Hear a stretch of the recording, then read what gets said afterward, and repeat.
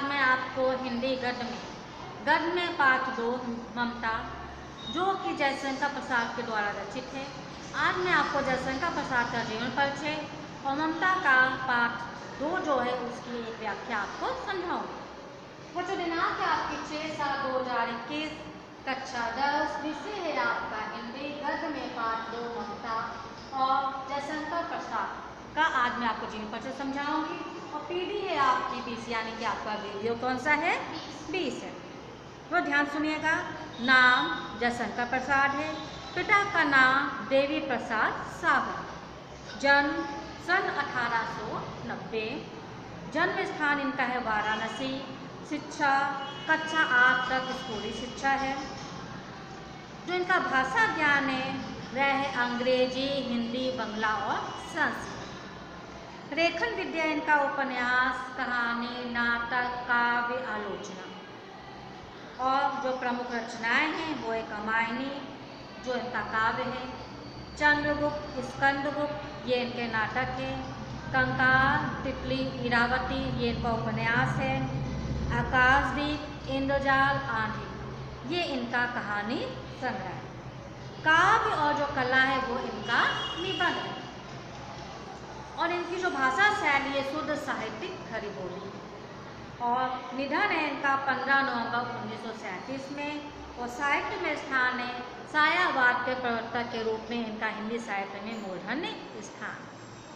फिर जीवन परिचय कि जयशंकर प्रसाद का जन्म वाराणसी के प्रसिद्ध स्वंगुनी साहू नाम से प्रसिद्ध एक प्रतिष्ठित वैश्य परिवार में सन 1890 ईस्वी में हुआ। जो इनके पितामह थे जो बाबू शिवरत्न साहू, और जो इनके पिता का नाम था देवी प्रसाद साहू। जो इनकी शिक्षा थी वह स्कूल में केवल 8वें दर्जे तक ही हुई थी, किंतु घर में रहकर प्रसाद जी ने संस्कृत, फारसी, अंग्रेजी की शिक्षा प्राप्त की। वेद, पुराण, इतिहास, साहित्य, दर्शन शास्त्र का जो अध्ययन था इन्होंने स्वाध्याय से ही इनका सम्यक ज्ञान प्राप्त किया था, यानी स्वयं अपने अध्ययन किया था। इनकी जो पहली कविता थी जब वे 9 वर्ष की अवस्था में थे तब प्रकाश में आ गए थे। 9 वर्ष की अवस्था में इन्होंने कविता लिखनी प्रारंभ कर दी। प्रसाद जी को कहते हैं कि इनको पारिवारिक सुख नहीं मिला था। माता, पिता, अनुज या छोटे भाई और पत्नी इन सभी की जब ये युवावस्था में थे तभी उन सब की मृत्यु हो गई। इनका परिवार जो कभी वैभव के पालने पर जुड़ता था वह ऋण के बोझ में दब गया। यानी कहने का है कि जो इनका परिवार था बहुत ही संपन्न था, सुखी और संपन्न था, उनमें किसी प्रकार की कोई भी कमी नहीं थी। परंतु उन सब की मृत्यु के बाद जो इनका परिवार था वह ऋण में डूब गया, यानी कि उनके ऊपर कर्जा चढ़ गया। अतः इनको जीवन भर विश्व परिस्थितियों से संघर्ष करना पड़ा, किंतु इन्होंने कभी हार नहीं मानी। यानी कि कहने का है कि जो जयशंकर प्रसाद का जीवन था वो सारा जीवन परिस्थितियों से ही इनको संघर्ष करना पड़ा जीवन भर, परंतु कभी भी ये उन्होंने उनसे हार नहीं मानी। उन सब परिस्थितियों का इन्होंने डटकर सामना किया। और चिंताओं के कारण जो इनका शरीर था वह जर्जर हो गया और अंत में ये क्षय रोग के शिकार हो गए। और काशी में ही 15 नवंबर 1937 ईस्वी में जो इनकी जीवन लीला थी वो समाप्त हो गई, यानी कि इनकी क्या हो गई? मृत्यु। और माँ भारती के ये जो अमर गायक था वह केवल 48 वर्ष में ही उनकी मृत्यु हो गई, यानी बहुत ही कम आयु में उनकी मृत्यु हो गई। कहते प्रसाद जी बहुमुखी धनी थे। वह एक महान कवि, सफल नाटककार, उपन्यासकार और गंभीर निबंधकार। इन्हें भारतीय संस्कृति और सभ्यता से बहुत अधिक प्रेम था। कहते हैं इनका जो चंद्रगुप्त और स्कंदगुप्त और अज्ञातशत्रु राष्ट्र के गौरव में इतिहास का प्रतिबिंब प्रस्तुत करते हैं। इनकी जो कमाईनी थी ये छायावादी युग की नहीं अपितु आधुनिक काल की सर्वश्रेष्ठ रचना कही जाती है। जो कमाईनी है वह उनकी आधुनिक काल की सर्वश्रेष्ठ रचना मानी जाती है। जो इंद्रजाल आदि इनके कहानी संग्रह है। आकाशदीप पुरस्कार कहानियाँ विशेष रूप से प्रसिद्ध हैं। तितली और कंकाल जो है इनके लब्ध प्रतिष्ठित उपन्यास हैं। इनकी कहानियाँ और नाटकों में गहरी भावुकता और कवित्व के दर्शन होते हैं। यानी कि ये हिंदी के छायावादी काव्यधारा के जनक माने जाते हैं। यानी छायावादी कवियों में ये काव्यधारा के जनक माने जाते हैं। जो इनकी भाषा थी संस्कृत प्रधान है। इनकी जो शब्दावली संस्कृत समृद्ध और व्यापक है। इनकी शैली अलंकृत और चित्रात्मक है। कहते हैं कि इन्होंने अपनी भाषा में मुहावरों और लोकोक्तियों के उपयोग किया है और विदेशी शब्दों के प्रयोग भी प्रायः नहीं मिलते इनके काव्य में। ममता जो कहानी प्रसाद जी की एक छोटी है किंतु अत्यधिक सशक्त कृति है। नारी पात्र ममता के चरित्र के ताने बाने से इसका कथानक निर्मित है। प्रसाद जी ने ममता के माध्यम से एक बाल विधवा की करुण कथा चित्रित की, साथ ही भारतीय नारी की गरिमा भी।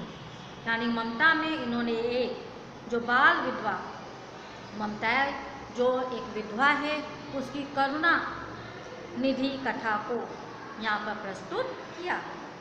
प्रसाद जी कवि भी थे, नाटककार भी थे, उपन्यासकार भी थे और कहानीकार भी थे। इसमें संदेह नहीं कि जब तक हिंदी साहित्य का अस्तित्व रहेगा तब तक प्रसाद जी के नाम को भुलाना संभव नहीं हो सकेगा। ये है बच्चों आपके जयशंकर प्रसाद का जीवन परिचय, जिसको आपको अपने फेयर कॉपी में करके क्लासबुक में दिखाना है। तो इसका मैं आपको ममता कहानी शुरू करने जा रही हूँ। ये आपका पाठ है ममता। तो बच्चों, रोहतास दुर्ग के प्रकोष्ठ में बैठी हुई युवती ममता सोन के तीक्ष्ण गंभीर प्रभाव को देख रही है। ममता विधवा थी। उसका यौवन सोन के समान ही उमड़ रहा था। मन में वेदना, मस्तक में आंधी, आंखों में पानी की बरसात हुई है। वह सुख के कंटक शयन में विकल है। वह रोहतास दुर्गपति के मंत्री चूड़ामणि की अकेली दुहिता थी। दुहिता मैंने बेटी थी। फिर उसके लिए कुछ अभाव होना असंभव था, परंतु वह विधवा थी। हिंदू विधवा संसार में सबसे तुच्छ निराश्रय प्राणी है। तब उसकी विडंबना का कहाँ अंत था। चूड़ामणि ने चुपचाप उसके प्रकोष्ठ में प्रवेश किया। सोन के प्रवाह में उसके करनाद में अपना जीवन मिलाने में वह बेसुध। पिता का आना जान न सकी। चूड़ामणि व्यथित हो उठे। स्नेह पालिता यानी स्नेह से पाली गई पुत्री के लिए क्या करे ये स्थिर ना सकते। लौट कर बाहर चले गए।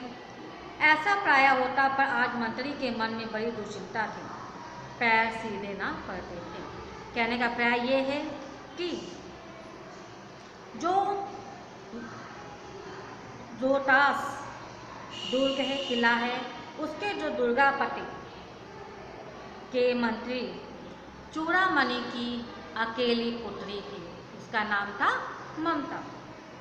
जो ममता थी वह नवयुक्ति ममता हिंदू विधवा थी, यानी कि उसके पति की मृत्यु हो गई थी, जिसके लिए आजीवन पुनर्विवाह वर्जित था। यानी उसके लिए दोबारा विवाह करना वर्जित नहीं था, यानी कि वो दोबारा विवाह नहीं कर सकती थी।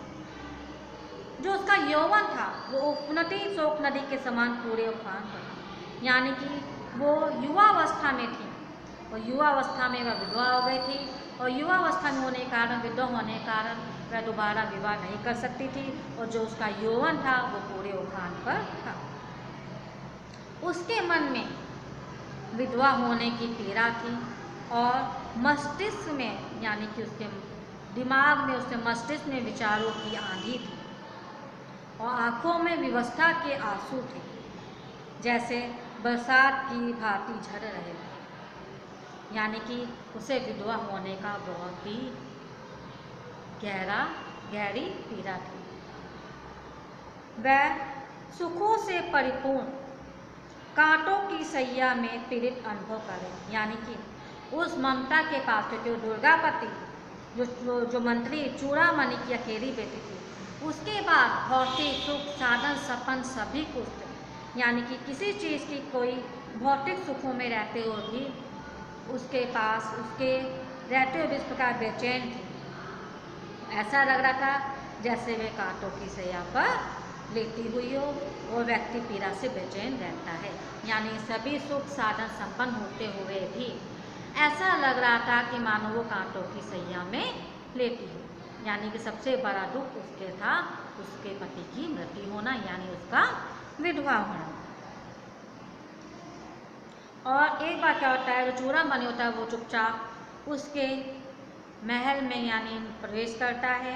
उस समय वह अपनी बेटी को बेसुध हुए पड़े देखता है और ये इतना भी नहीं जान सके कि उनके पिता उनके कमरे में आए।